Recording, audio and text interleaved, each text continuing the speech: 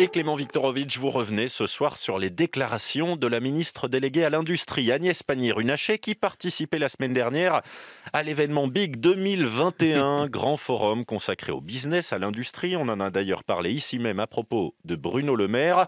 Et devant des entrepreneurs, Agnès Pannier-Runacher évoquait la magie de l'industrie et du travail à l'usine. Et oui, Big 2021, souvenez-vous, cet événement très Startup Nation qui avait lieu jeudi dernier.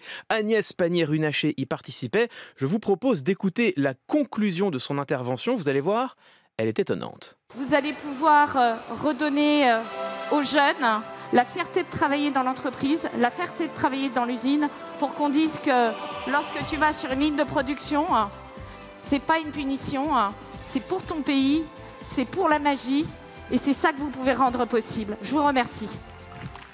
Alors tout se passe ici, vous l'avez vu passer dans l'expression « c'est pas une punition ». En linguistique, ce type d'expression, c'est ce que l'on appelle un syntagme figé, c'est-à-dire une suite de mots préconstitués et qui renvoie à un type d'interaction bien particulière. En l'occurrence, quelles sont les personnes qui sont amenées à dire « c'est pas une punition ». Eh bien, les parents à leurs enfants ou les professeurs à leurs élèves, précisément quand ils leur donnent en réalité une punition. On a donc une ministre, par ailleurs ancienne cadre supérieure dans l'industrie automobile, qui s'adresse à des ouvriers de manière paternaliste, il n'y a pas d'autre mot, le tout sur une musique d'ambiance enthousiasmée. On peut comprendre que de tels propos aient choqué. Ça, c'est pour la forme. Sur le fond, il y a ce terme de magie qui peut sembler étonnant. Oui, étonnant et tout sauf anecdotique, c'était la ligne directrice de toute l'intervention. J'aime l'industrie parce que c'est un des rares endroits au XXIe siècle où on trouve encore de la magie. La magie du ballet des robots, du ballet des hommes, la magie de l'atelier où on ne distingue pas le cadre de l'ouvrier. Ah, quelle belle image, cet atelier où l'on ne distingue pas les cadres des ouvriers. Alors c'est une image parfaitement exacte. Si l'on fait abstraction bien sûr du salaire, plus de 2 fois supérieur en moyenne pour un cadre que pour un ouvrier. Et puis si l'on fait abstraction également de l'espérance de vie, plus de 6 ans supérieur pour un cadre que pour un ouvrier, ce sont les chiffres de l'INSEE. Par ailleurs, l'assurance maladie rappelle qu'en 2019, 733 salariés sont décédés dans un accident du travail, dont une grande partie d'ouvriers. Bref, sur le fond aussi, la déclaration d'Agnès Pannier-Runacher lui a valu un torrent de critiques depuis jeudi dernier. Et elle était ce matin chez nos confrères de France Inter pour évoquer ses propos. Est-ce qu'elle les assume ? En tout cas, elle ne les renie pas. Si mes propos ont pu être mal interprétés par certains, j'en suis désolée.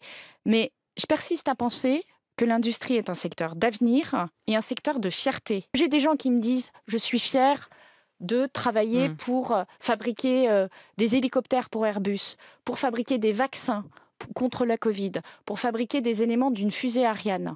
J'entends cette fierté. Agnès Pannier-Runacher ne revient donc nullement sur le fond de ses déclarations et pour les étayer, elle se lance dans cette longue énumération des ouvriers qui seraient venus lui dire leur fierté.